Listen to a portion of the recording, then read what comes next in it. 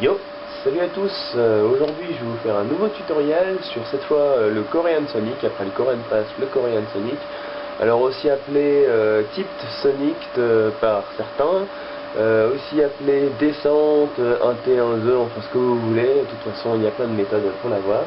Donc la figure en elle-même, c'est celle-là, voilà, comme ça fait pas impressionnant. Bon, dans un combo, on va faire un truc comme ça, voilà.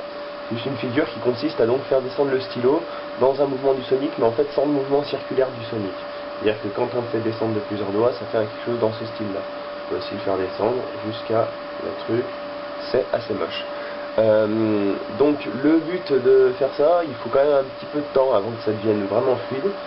Mais donc le tout c'est de le monter ici, de le prendre par le pouce et l'index, et de le faire descendre en décalant l'index comme ceci, et en gardant donc le tout en fait de travailler, c'est juste quand on est dans cette position là, de bien savoir replier l'index et avoir le pen qui redescend entre le pouce et le majeur.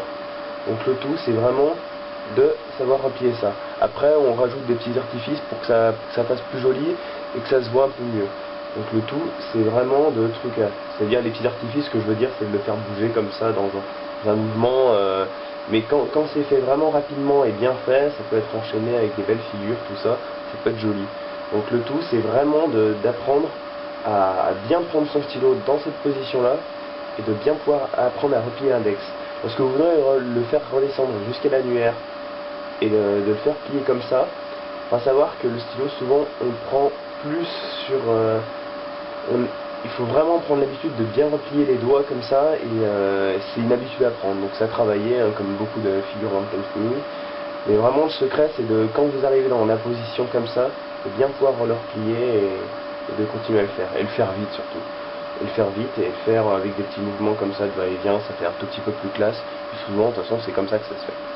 Voilà, ciao.